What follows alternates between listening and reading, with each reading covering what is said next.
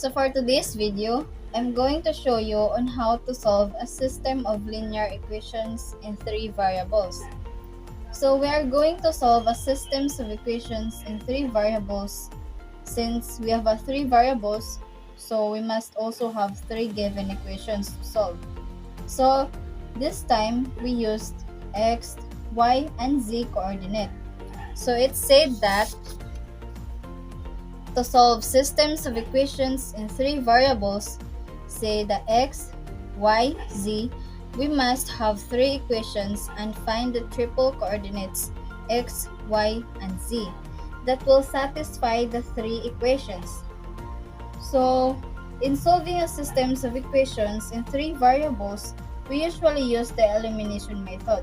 So, bubuo tayo ng iba't ibang equations and to that equations na ma-eliminate natin yung isang variable at a time.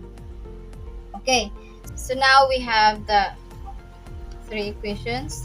First is the x plus y minus z is equal to 6. So, this is our equation, first equation. Then, 2x minus y minus 4z is equal to 15. So, this is our second equation. So, 3x plus 5y minus 2z is equal to 17. So this is our third equation. So our goal here is to eliminate one variable. By doing that, we need to observe which variable is easy to eliminate. So this is our first equation, second equation, and the third equation. So we are now going to choose which variable are going to eliminate from any pair of equations. It doesn't matter which variable you choose to drop out. So you can choose you can choose which equation you want to pair. So I'm going to eliminate the variable z from this equation since the variable z is easy to eliminate. So I choose the equation 1 and equation 3. So let's write the equation 1. Solution.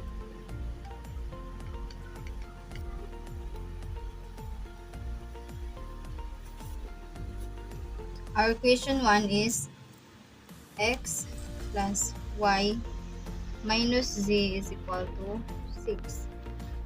Then our equation 3 is 3x plus 5y minus 2z is equal to 17.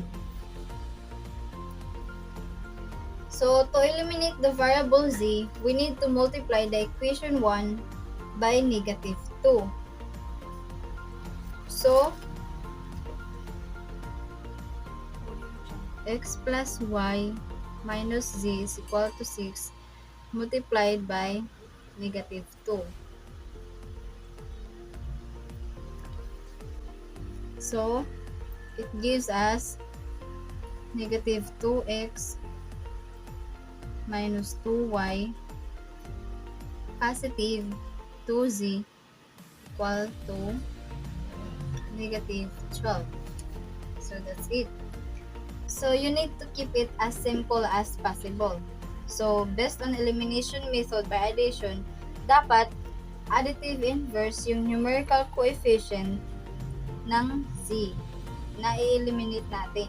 So, it means, gaya ng ginawa natin dito, kaya natin minultiply yung equation 1 by negative 2 para yung numerical coefficient ng equation 1 dito sa variable z is magiging positive 2. Since yung numerical coefficient ng equation 3 is negative 2. So, pag i-add natin yung positive 2 at negative 2, so, ma-eliminate na natin siya. So, yun yung purpose natin. Dapat naka-additive inverse yung numerical coefficient ng variable na i-eliminate natin. So, after that, i-add na natin ito sa equation 3 ito. So, 3x plus 5y minus 2z is equal to 17. So, negative 2x plus 3x is equal to x. Negative 2y plus 5y is equal to positive 3y. So, positive 2 plus negative 2 is 0. So, wala. 0 na yan. So, negative 12 plus positive 17 is equal to 3. I mean 5. So, may bago na naman tayong equation. So, lagyan natin to ng equation 4 para di tayo malito. So, our next goal here is to create another new equation such that our only variable is x and y, since our equation 4 is x and y na lang yung variable niya. Para ma-transform natin into systems of linear equation into variables. Basically, we are going to do another elimination step na naman, eliminating the same variable like we did in step 1. So, yung z, just with a different pair of equations. So, this time, I choose the equation 2 and equation 3. So, sulat lang muna natin yung equation 2. 2x minus y minus 4z is equal to 15. At yung equation 3 na 3x plus 5y minus 2z is equal to 17. So, i-eliminate na naman natin si z. So, ito na yung dalawang equation. Para ma-eliminate natin si z, we're going to multiply the equation 3 by negative 2 para additive inverse na naman yung numerical coefficient ni z dito sa equation na to, sa dalawang equation na to. So, we have 3x plus 5y minus 2z equals 17. So, yung equation 3, i-multiply natin to negative 2.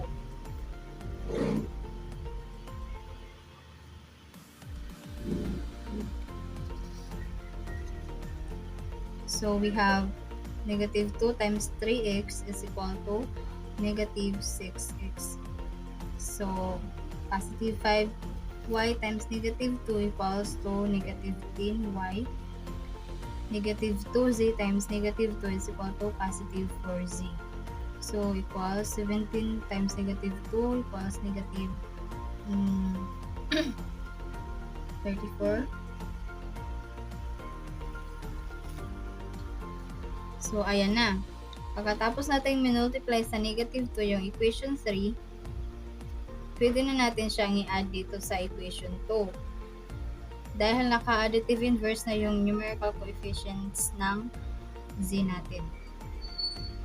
So, add na natin 2x minus y minus 4z is equal to 15.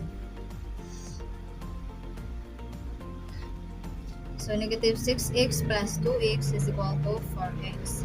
Negative 10 plus negative y is equal to negative 11y. So, positive 4 plus negative 4 is 0. So, wala na. Equal to negative 34 plus 15 is equal to negative 19. So, ayan. Na-eliminate na natin yung z.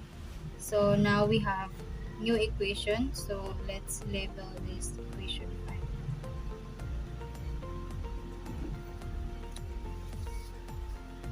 So, we have now the new equations. Since dalawang variable na lang yung natira, so let's observe naman kung anong variable ang madaling i-eliminate. So, dito, sa dalawang equation na to, yung 4 at 5, variable na i-eliminate natin is yung x. So, pabalik-balik lang yung process, guys. So, sulat muna natin yung equation 4 and 5. So, x plus 3y is equal to 5. Then, negative 4x minus 11y is equal to negative 19. So, sa dalawang equation na to, para ma-eliminate natin yung x, i-multiply na naman natin yung equation 4. So, ito yung equation 4 sa positive 4. So, x plus 3y is equal to 5 multiplied by 4.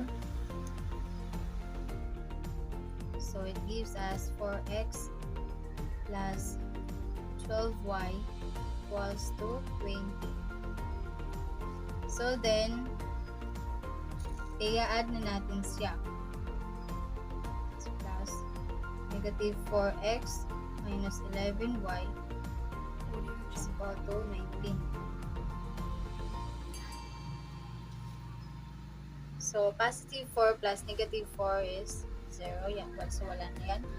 Then, positive 12 plus negative 11 is equal to 1. So, sulat na lang natin dito na y.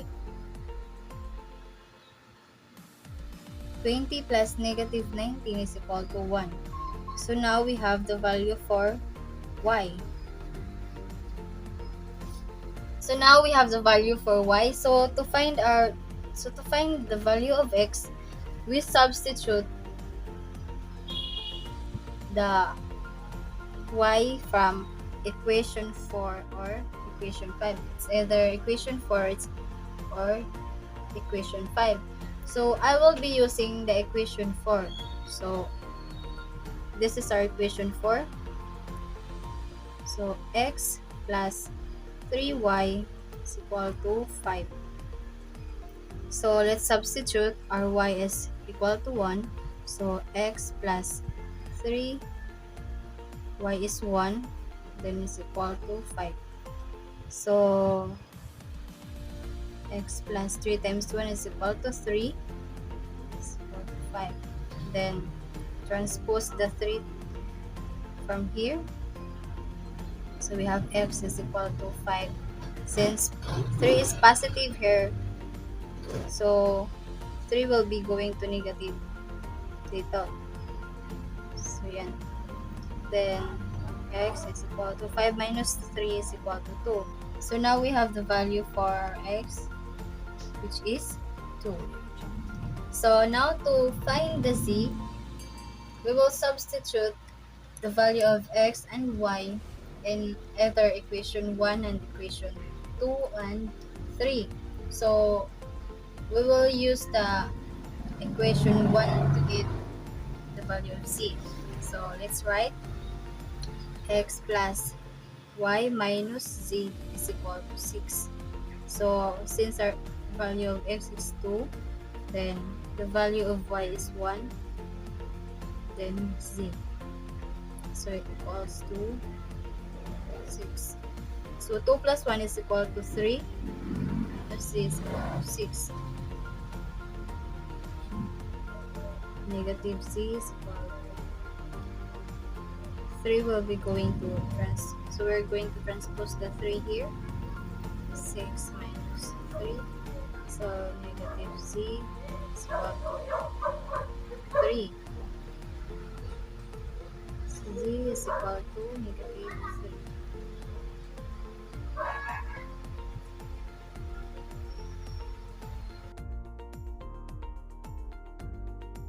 So, therefore, the solution for the system is the order triple 2, 1, and negative 3. So, this is a consistent and independent system. To check, we substitute the values of x, y, and z in equations 1, 2, and 3.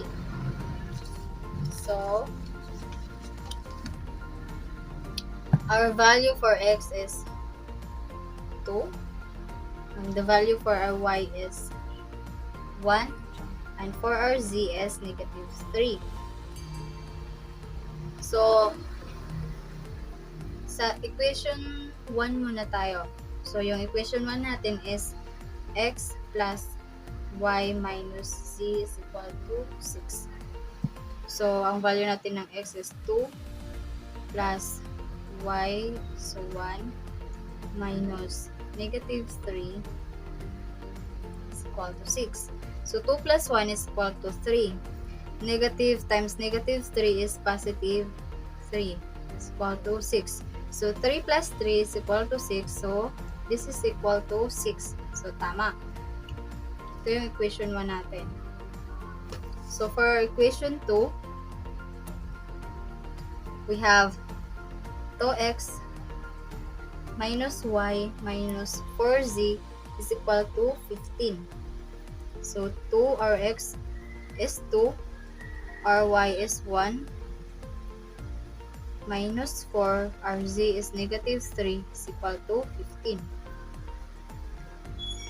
So, 2 times 2 is equal to 4, minus 1, negative 4 times negative 3 is positive 12. So, equals to 15. So, 4 minus 1 is 3 plus 12 is equal to 15. So, 12 plus 3 is equal to 15. So, this is equal to 15. So, tama. So, sa equation 3 naman natin, we have 3x plus 5y minus 2z is equal to 17. So, 3, our x is 2, our y is 1, our z is negative 3. So, equal to 17. So, 3 times 2, 6. 3 times 2, 6. Plus 5 times 1 is 5. Negative 2 times negative 3 is positive 6. So, equals to 17. So, 6 plus 5 is 11. Plus 6 is 17. So, tama. So, that's it.